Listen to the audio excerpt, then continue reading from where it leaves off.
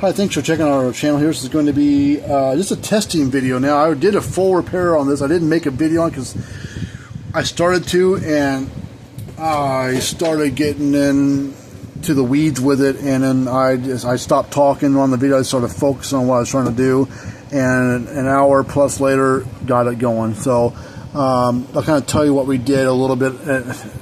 Anyways, this is an old unit. It's probably from the 80s, 90s. This is a PEL power fencer, but anyways, it's a I don't know when. Actually, there's a date on here. Someone wrote a name on here and stuff, but it's a 7/31/91 or 97. I can't tell. It's 1990 something. I don't know when they fixed it, when they bought it, what. But anyways, this is a PEL 618. I used my fancy meter here to test the output joules. It's about a 15 joule unit, or so, that based on the heaviest load I could stick on there. It packed a hell of a punch, and the way it's built is pretty slick. It's an old style unit, very large unit. I mean, it is physically big. I mean, there's the top of it, and it runs all the way down. And there's our knobs down there. So it's physically a great big unit. It's like, I don't know, it's probably a good probably 2 feet from top to bottom, you know, or however many centimeters or millimeters that is. I have no idea. Type in 24 inches into a conversion thing, go from inches to centimeters or whatever you want to measure it. That's, you know, convert it from 24 inches, and that's about how big this thing is from top to bottom. And the width of it's about 18. You know, somewhere in that range, and a thickness of 18 inches wide, and it's probably 6 inches thick from front to back. So pretty good sized box. Well, I've already worked on it. It is going again, but here's the inside of it. It's got about a million screws in the back to pull the thing apart, but you can't see a lot of the unit, but it's got, you can see most of the parts. Some of the other parts you can't see are hiding underneath the main power board. Look how big the circuit board is. I mean, it's the size of a microwave oven door. It's, I mean, it's a pretty good size thing, but look at this transformer. Look how big and beefy that is. Man, this thing was built to run a long time, and that's exactly what this unit still does right now. They do not, companies don't build things that last 30 plus years like they did back in the day. I mean, there are brands that will last longer than others, of course, but this was a whole another generation of thoughts, you know, from manufacturers, and you know, so they want to last at least past warranty, so that way you can start charging you for repairs. But anyways, there's a great big transformer in this thing. It's probably the heaviest part in it. It's completely a big block of epoxy.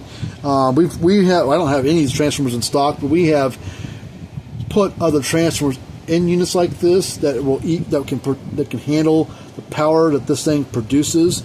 There is a, you kind of see the capacitors underneath. There's like, three, without pulling this board all the way back off again, there's 3 great big capacitors in there. I think there's one somewhat smaller one on the board, but it just produces a hell of a lot of energy. And looking at I just realized this, I saw this number there, 9 of 91. So maybe it was produced in September of 1991. Maybe it's either when this unit was built or when the board was built. I don't know. So it's definitely around a 35-year-old unit, and but it works really well now. It's clicking, the light even flashes and stuff. So it's a very, very well made unit. It took me a long time to figure it out, get it going, because I've only worked on these larger physical size units like this only a small handful of times, because you don't see them anymore. You know, they haven't made them like this in 25 years.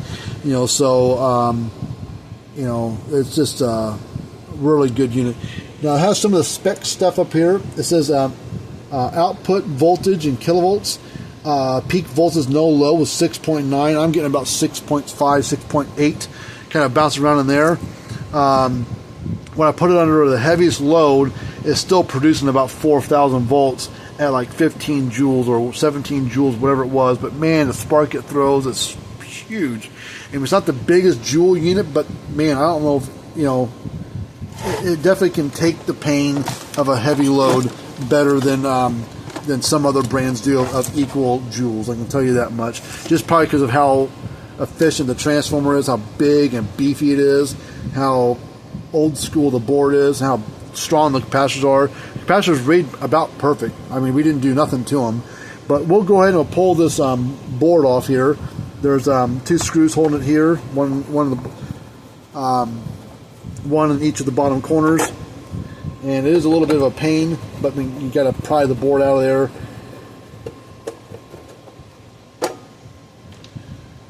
If they could produce units like this today, I mean, this would cost a pretty penny because of how much manual labor probably went into building this board and stuff. That's why a lot of things are built by a robot. And chicken pick the parts on there real quick and produce 10 of them for however long it took to make one of these kind of thing. Let's pull the board out of there. Come on. There it is. There's the board. There's not a lot on it. I mean, there's parts on there, but like this area here, there's a lot of spots for components, but it's not being used on this model. But we fixed up the board. We repaired this board, and the thing went back to working. And we got, see, it's missing the capacitor because however many of these type of units they made, you know, they would probably had another capacitor sitting right here wired into these other ones. But yeah, I love working on these old ones because, one, you don't see them in very often, and 2, they're just a really, really well made unit, so it's fun to work on this old school stuff. Because if you see one of these at an auction, pick it up, buy it. Even if it's a couple $100, buy it. So we'll get the screws back in this and we'll fire it up, and then we'll do some tests on it.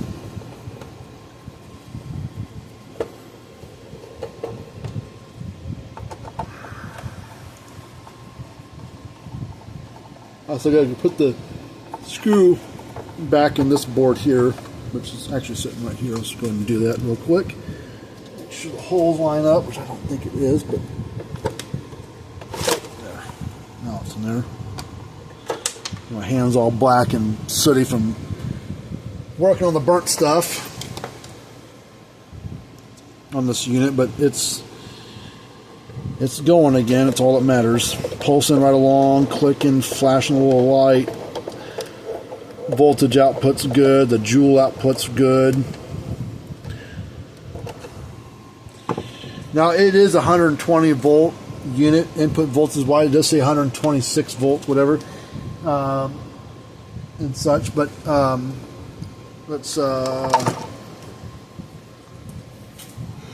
Ooh man! All right, let's plug it in.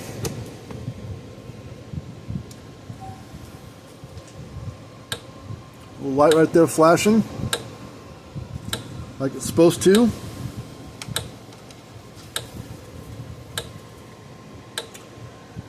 Okay, I'm gonna put the cover back on because I want to lay this tester on here, and I don't want it to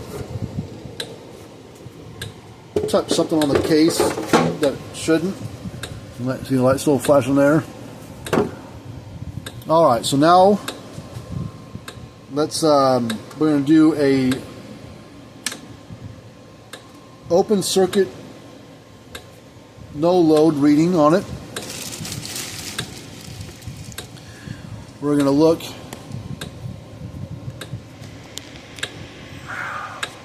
It's so dark. It gets too bright, and other times it gets too freaking dark. Let me turn the light back on so we can let's just do it that way. Okay, we're going to look at this number first. We're on no load, so it's not going to be doing any work. So the joules will be at 0 because it's not working. It's not doing anything. It's just putting out voltage. It's not really doing any work. So we're getting about 6.3, 6.5. Reverse these just to see if it makes a difference. I don't know if it will or not. Yeah. So I had it right the first time. Okay, so about 6.5 volts, or kV, 6.5 kilovolts, so 6,500 volts. Now we're going to stick a standard 500 ohm load on it, and now it's going to be doing a little bit of work, and we'll look at the joules. The voltage should fall a little bit. joules will climb up to whatever it's going to climb up to.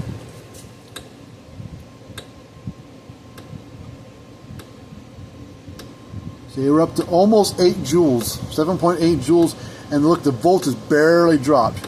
We went from 6.5 to 6.3 at almost 8 joules. So it tells you the efficiency of the parts is really good because we had very little voltage drop with a standard 500 ohm load. So now we're going to drop it down to 200 ohm load. Voltage should drop some more. Joules should climb up some. Ooh.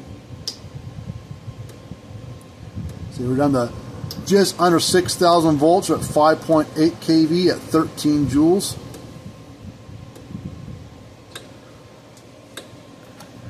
Now we're going to put a 100 ohm load across it, and we'll look at that number again. The number should go down more, and this should hopefully climb up some.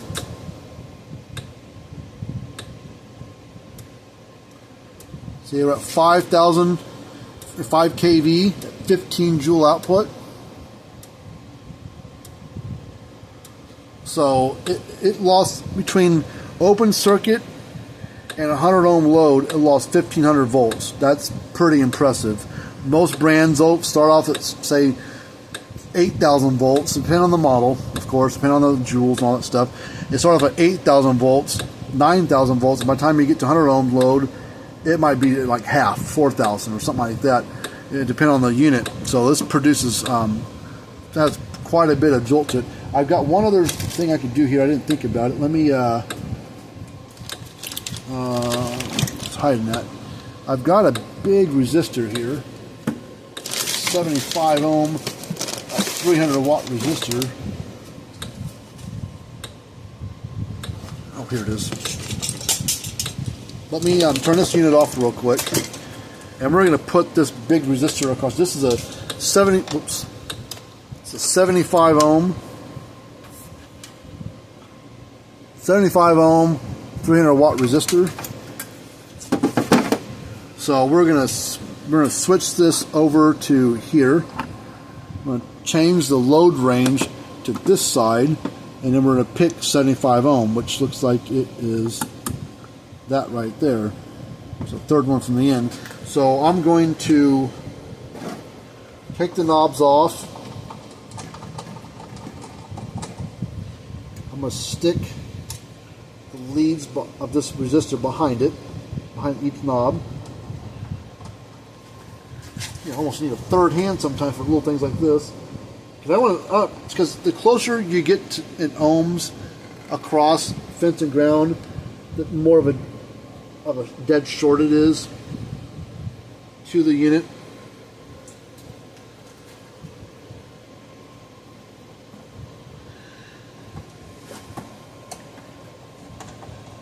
So we're going from 100 ohm, which was what, 5 kV at 15 joules. So we're going to put 75 ohm, which is closer to 0 and closer to 1 ohm. So it's a heavier load. Now we're going to turn this on, get the tester ready,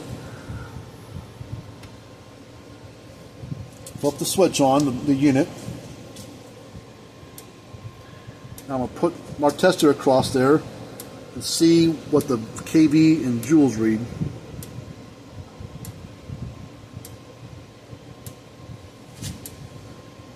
Alright, we cascaded, or we plateaued, or whatever you want to call it. We're down to 4,000 volts, and we're at about 10 joules. So we went past this threshold. So if we can find the sweet spot between 100 ohms and 75 ohms, maybe it's a 16 joule or 17 joule, but the lower you get on the voltage, the less the joules can maintain. But still, at 4,000 volts, still producing 10 joules. That's still pretty hefty. So let's turn the unit off. So yeah, I don't know what this unit cost brand new back in the day. I imagine it wasn't cheap, but look at it. It's 30 some years old, 35 some years old, and still going strong.